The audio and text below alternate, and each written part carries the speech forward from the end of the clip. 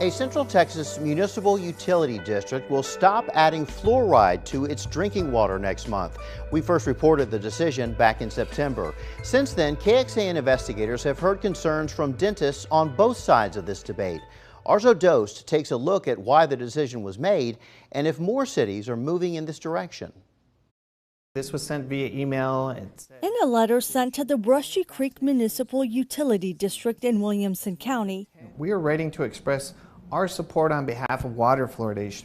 The Texas Dental Association, which has more than 9,000 members, is speaking out against a recent decision to remove fluoride from drinking water starting in December.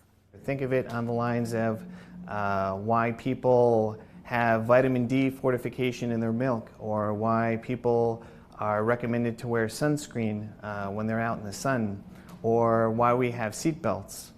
There's a lot of science behind the promotion of those recommendations for the safety and the benefit of a society. The CDC says fluoride is added to drinking water as a public health measure to prevent tooth decay and reduce cavities. Brushy Creek Mud tells us its water system will continue to have natural fluoride from Lake Stillhouse and the Edwards Aquifer. The district's decision is to not additionally fluoridate the water to raise levels above naturally occurring, which it has been doing since 2007. Not only do I think it is a very wise and thoughtful decision, I actually called them up to tell them that. I was so proud of them. Dr. Griffin Cole used to practice in Austin. He's retired now and has been fighting to end water fluoridation. It is unnecessary. You don't need it for good oral health. If everybody stopped brushing with it today and didn't drink any of their water, they would have no increase in cavities whatsoever. In a letter sent to water customers, the Mud says that scientists have raised questions about the long-term effects and potential risks, and that eliminating fluoride would give the district back $3,000 to $5,000 a year to fund other public health initiatives. There's too much science now showing that it's harmful, not only to us as adults and young children, but to babies in the womb.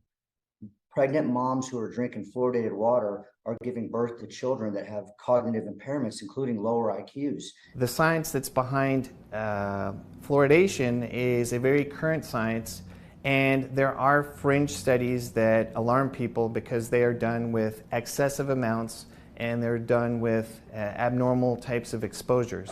The Fluoride Action Network, which works to end fluoridation, says since 2010, over 240 communities have rejected fluoridation across North America.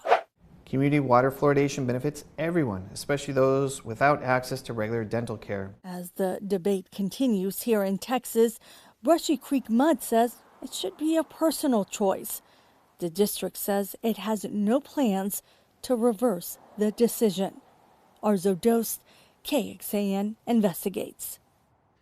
The Mud is required to notify TCEQ and its customers before permanently terminating the addition of fluoride to drinking water, which it has done.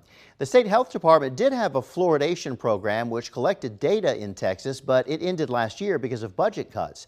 So does your water have fluoride in it? The CDC shows cities near Brushy Creek Mud, which do include Austin and Cedar Park. The cities of Round Rock and Georgetown do not. To check your county or city, head to KXAN.com and click on this story.